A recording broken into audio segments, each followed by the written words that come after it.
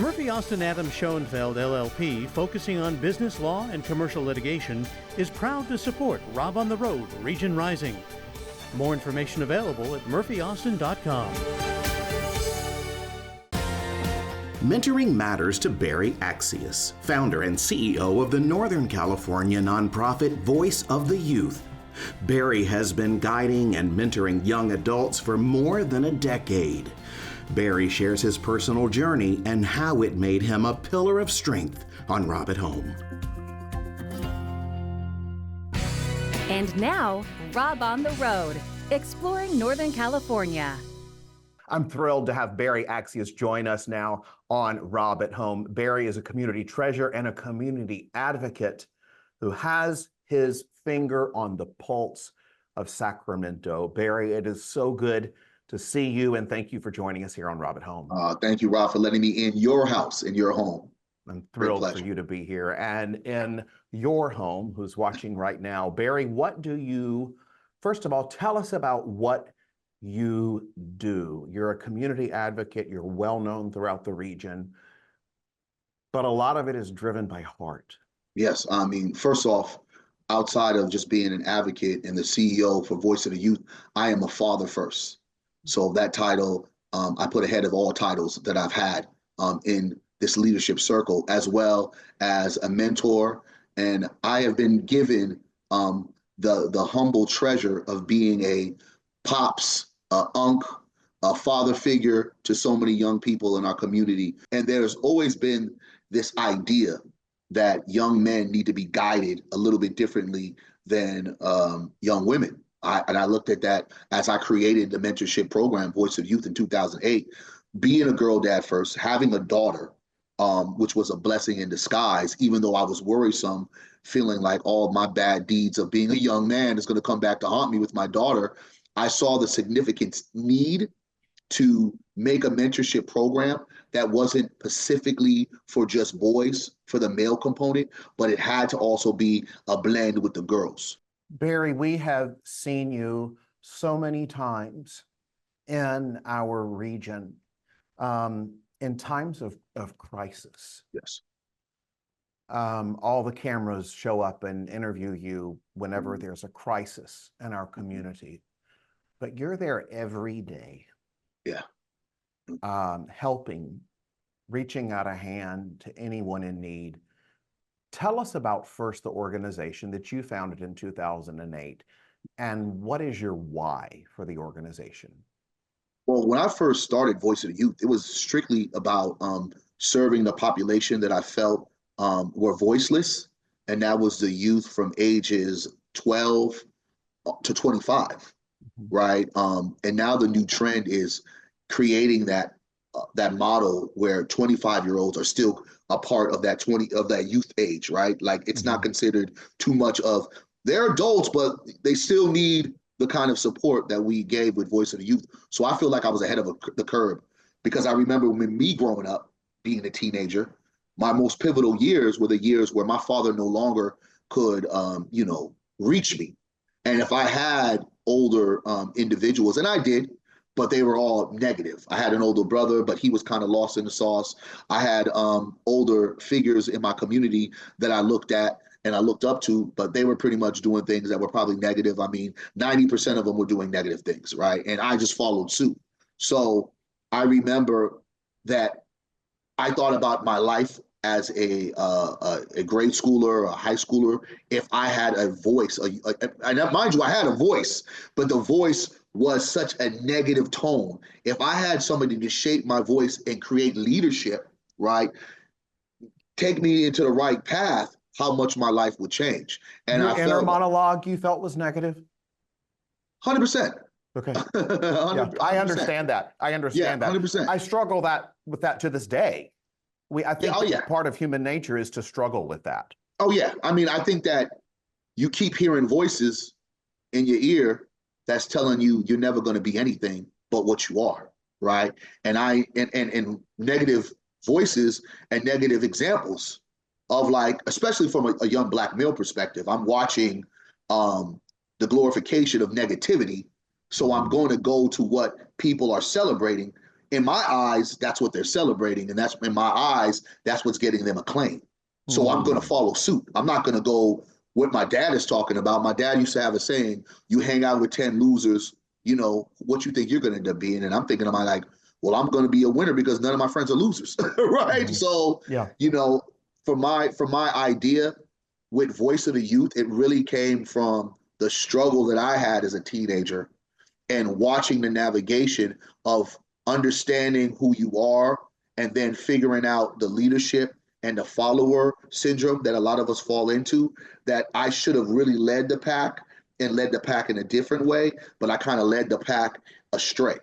So I'm like, I'm not going to allow this generation to be led astray. Whether they listen, I'm going to set up the foundation, the building blocks, as my father did, because I had my father growing up, which was probably the one reason I felt the foundation that I was standing on, it never collapsed, because my father showed me what manhood looked like. He gave me a great example. That's the thing. We remember how people make us feel. Yes, yes, yes. And no matter where we go along our journeys, we always remember that love. Oh, yeah. And my father was a clear example. Now, the nurturing part of it, because he was all male, you know, in that kind of generation, you didn't see too many males show that type of genuine emotion, right? But you know, they had emotions for things that, you know, I was usually doing that were negative. And it's so great because now, as me and my father have bridged that gap, as we're both, you know, older in our days, we go back to those times and we're able to not only laugh about it, but talk about some of those things. You know what I mean? So it's real therapeutic for me because I could go back and not only show my father like what you did wasn't in vain, because he's looking at his successful son and he knows that the stuff that he poured into me, it actually worked. But I'm actually being able to stand with him and support him as he gets older. So it puts a smile on his face that it's like all my sacrifice, it worked. And he's watching me in real time, not only be a committed father, but really surrender myself to our community in such a way as he did, what a lot of people don't know, for my mother, because my father took care of my mother as she was mentally ill for my whole teenage life. Tell me about when you begin to feel that switch in yourself about making whatever that is for you, because we all know those feelings where we have to start to change our thinking. Yeah. 2008. What was it? 2008. How old? It was 2008. It was 2008. I don't like I believe in my like probably middle 20s, late 20s, something like that. So you were able to dramatically change the 100% trajectory of your life in your mid 20s. Yes. In the sense of it, I would say late 20s. That's great. I had to say to myself, when I started being a real bad boy at age 13, what is it getting me now? And I also had to look myself in the mirror and say, what kind of man do I want my daughter to see? So in this life, if I was to pass away right now, what would my daughter say about me? And what would people say about my legacy? What is the legacy that I'm leaving? I had to wake up to this reality. The things that I was doing wasn't going to lead me to anywhere positive. It was a decision to say, I no longer want to be a part of that spectrum. I don't want to see what's on the other side of the door anymore. Because I know, right? Because we're well aware of the consequences, but we often believe that we're Teflon. It won't happen to me. Yeah. And we see how quickly anything in this world can happen for 100%. Good and for bad. And yes, I like to call that getting off the elevator before it hits the bottom floor. You just got off on a different floor. But that's not, I mean, it's hard to do. And yet once you do it and you step outside your comfort zone, you realize how crunched you were inside of it. Yeah. Well, I mean, think about the comfort zone that you're in, right? Discomfort zone is what I usually say. Yeah. Well, I mean, you know, the fact that I was really uncomfortable being comfortable, if that makes any sense, I was really uncomfortable being comfortable because I never really fit the shoes that I was given. I think about the fact that when differences in culture are celebrated, Yes. We bring out the best in everybody. 100%. And when we focus on anything that divides us, Yes. it is a waste of time, energy, and it is a waste of space. 100%. And I found myself trying to always fit in to American culture and kind of forgetting my Haitian culture. You understand what I'm saying? So as a black male, you know, this was hard for me to, first of all, comprehend the transition of changing the personalities who I was known for. I was known for being this guy named Smooth B, right? So you think about it, Smooth B, the 24-hour hustler, I was known for that guy. So to reintroduce myself back to Berry Accius, it was a difficult transition. You know, I ain't gonna lie, I didn't trust it because I was so used to when things didn't go right, let me go back to Smooth B, because Smooth B was that character that protected me all through my adolescence. And it helped protect me through my adult age. And that's why it's very significant for me to open up the eyes of our youth to see who they really are. Who is that real person? Who's that real personality that they're trying to adapt to, or they want to open and have the world to see? And if that person is that person that you like, will the whole world like it? And that's kind of where I had to accept. I had to like Berry Accius just as much as I loved Smooth B. And I can sit there and say now, I love Berry Accius, even though there may be some people that don't like it. I'm okay with that. That's when you know you're living your true self. 100%. How does it go day to day for you with being such a positive mentor to so many people? What does your day look like? Hectic. I mean, early mornings and super late nights, and because again, the direction of my leadership has shifted. Right. At first, like I said, it was father first. I moved into mentorship. Then I moved into being really another family member for so many of my youth, right? I fill in that gap. As I like to say, I'm a real model, not a role model. A role model will play a role. A real model, I will show you the flaws of who I am, but the flaws of who I am will hopefully bring you to greatness. So my testimony, my testimony is going to help enlighten and empower folks. So now you move into the advocate and activist side, right? When I'm advocating for healthier foods and for a different kind of food scene in these areas that are food deserts, and I'm bringing in different foods that our young people are not eating, our older people not eating. We're entrusting in our skills that we don't have to always go to McDonald's. We can go ahead and cook at the house. And then when you think about all the things that was happening in our community with the social justice component, being a voice for the voiceless and being a direction for so many of our underserved communities that have been oppressed, right, by different laws, historically, and being a sound voice that has been on the ground, that has seen it, that has transformed from it. I think that it's all been like a set of current events. So now, as you become an advocate for so many, I get phone calls every day about numerous things outside of my daily regiments of checking in with my youth, trying to get funding because it's a forever thing when you talk about funding. And even in the next step that I thought, which was crazy, and I never thought I would be in this space, is when COVID hit, right? This COVID first hit, everybody was kind of in disarray. Folks was locked in their houses. I myself found 3 other chefs. We named ourselves 3 Black chefs. And I said, what our community needs right now, they're going to need food and they're going to need a sense of normalcy. So we were able to create a whole food program, 3 Black chefs. And for 5 months, we were able to feed our community in the height of COVID when no one really knew what was going on with the vaccinations. People were in this total fear. People were locked down in their houses. Yeah. Every Wednesday through Saturday, folks came into a area in Meadowview where we had our kitchen, and we gave people some real food for the soul, not soul food, but food for the soul.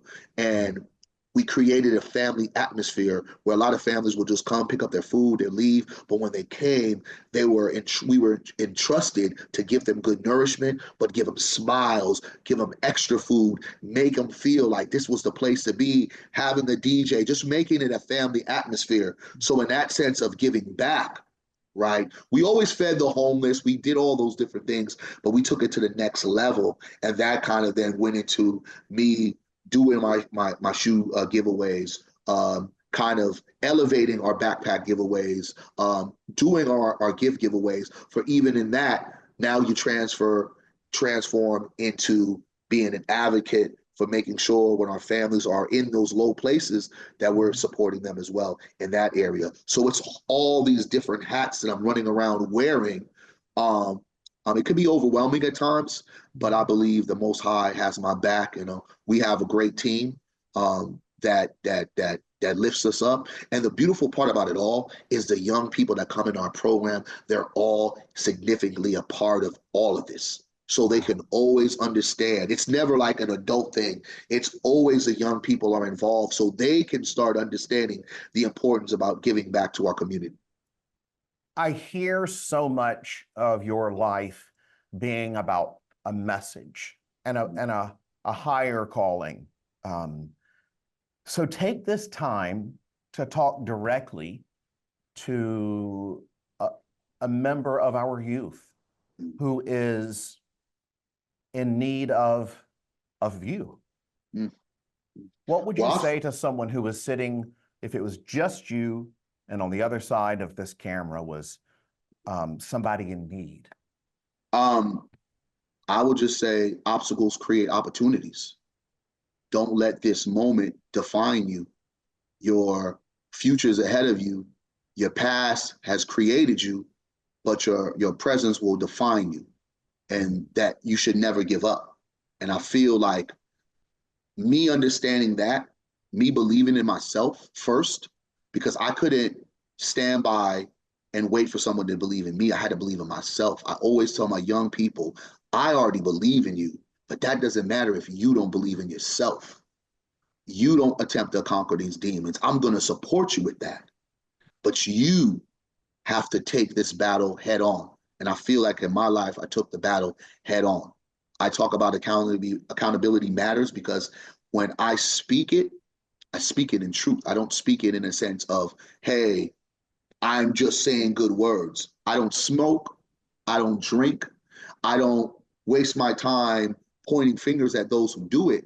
But when my young folks are looking at ways of transitioning where they don't really want to smoke as much, they don't want to drink, they can look at me and they say, Uncle, how did you do it? Because I used to be. How did you do it and become happy? Like, yes, that's another thing, because people feel like they can't be happy without it. No, man, I'm freaking the happiest I've ever been without that stuff, right? But you have to find a purpose in your happiness. And that purpose and happiness is not going to always come from people, or it's not going to always come from a thing. If you can't find it within self, you got to keep on searching. You got to keep on looking. And I feel those words inspire so many people when they can see an individual like myself who has such a great testimony. I've had all the dramas that so many of these young people have had. There's this bit of vulnerability to me, right? It doesn't, I don't wear it. You don't feel it. You don't sense it. And I don't think that someone who has such a big heart and stands up, and when you put your arms around someone who is at their worst moment, you clearly have come through it yourself. Yeah, but I don't think a lot of people look at that, Rob. I just don't think. I think that a lot of people just feel, one of, I think, the most frustrating things about doing this work that I sometimes often hear, especially like through the times when I started becoming more relevant. A lot of individuals would look at my gratitude for our community, my unconditional love, and my give back to our community as if it was some type of plot or some type of hustle. So I think that the most disheartening thing about doing this work is folks don't realize how much work we put in behind the scenes and how much sacrifice that our team is committed to do for our community to get the best of the best. But at the same time, like, y'all don't really know who I am and what I hold in my heart and the true testimony. And it's not for me to shower folks with my frustrations or, you know, to get empathy from people to hear my sad story, because I know everyone has one. But sometimes you have to be able to understand there's no way a person could be this motivated if it wasn't something that motivated them to be Bingo. able to support that community the way I do. And that's why, one of the reasons why I wanted to talk to you, Appreciate that. because you cannot share you cannot wear the responsibility of what you wear on your shoulders for so long without sharing how hard it was to get there. Oh, man. And Tough. you have done that. And I think that your message is as profound for adults Oh, yeah. who need a restart and a reboot. Hear this message from Berry. You can do this. Yeah. And you can pour this into yourself and into others. Yeah. And it begins in one moment. Yes. Where it you does. just step outside of what may feel like your comfort zone, but it is really the crushing zone. Yeah. Why we do our Give Back Matter program the way we do it, because I know from doing this work, when I'm elevating a child, if I don't elevate that family member in the house that's taking care of that child, right? That child just comes to me for those couple hours, goes back to them for those days, and we got to rework it and do it all over again. And you got to, So I try to elevate both, not at the same time, but just kind of just line them up a little bit as much as I possibly can. Of course, I'm doing a lot more for the young people because some adults are going to have to figure it out. But being able to support both parties simultaneously at times, it's important because that helps level up the parent to see, you know what, I can do it. Because every parent meets the challenges where they need some support. They need that. I won't call it a handout. I just say a push of love. I love it. I love that. A push of love. That's truth. More truth than you can handle. That is truth. That is the real deal, which is why you say instead of role model, real model. Oh man, I'm brother, I'm flawed. I mean, and my story tells it all. I don't think I know it all. But we are to be human is to be flawed. Yes. But you know what? A lot of these folks will run around here thinking they have the perfect plan, and that's not who I am. The beautiful thing about me is I stand credible to my people, to my community. I've tried to help many. Sometimes I fall short. I think I've helped a lot more than I've fallen short with. And I think I've supported a lot more families and a lot more young people that I've let down. So I just say that, you know, I come with flaws, but my flaws have generally created the person that's continuing to invest and impact our community. And I'm so grateful and I'm honored as well as humbled that my little life, when I was going through the stages of darkness, that I would reinvent myself to be such a pillar in the community and be recognized for all the great work, and also to be called by you know, good men like yourself to even speak to the community in this way. And hopefully folks have learned a lesson and take heed and actually support the good works of Voice of the Youth, and continue to propel good deeds and good fellas. I love this about Robin Roberts. She says, make your mess your message. Oh, that's dope. I like that. Turn a mess into a message as well. Yes. And I just have to say that you are such what I needed to hear today. And I Appreciate that, hope brother. that it's what you who are watching needed to hear today, because I want to remind you of the goodness that is on this earth, and people like Berry, who is consistent with his love. We all can be like Berry. And yes, we're all flawed, but we're also flawed and flying. So Yeah, I ooh. salute you for that. Brother, I like that. Boy, you got some. I think I might have to take that one from you, brother. Take it. Take it. Flawed and flying. I love It's it. yours. Thank you, brother. Flawed and flying. I love that. That's great messaging, man. Like I said, we just continue to do the great works, continue to pour into our community, and continue to show the love, man. And we need it right now more than ever. Yes, we do. And I'm hoping, sometimes you have to make a little fun of it, but in real life, that I'm going to continue to do the real work that needs to be done, and continue to be a steward and continue to live by example, not just by conversations or talk. Just continue to live in truth, and then it's just a beautiful thing to be here and be present. And like I said, we are going to fight and bring back humanity. There are still a lot of good people in this world, and I am thankful that I am one of them. Because if it's not right, then it's not over. Yeah. Thank you, Berry Accius. I'm so grateful for your time. Appreciate it, and brother. I'm grateful for you. Thank you, brother. Appreciate you. Thank you. No doubt. Blessings, indeed. Thanks for joining us. You can watch when you want at robontheroad.org. Murphy Austin Adams Schoenfeld LLP, focusing on business law and commercial litigation, is proud to support Rob on the Road, Region Rising. More information available at murphyaustin.com.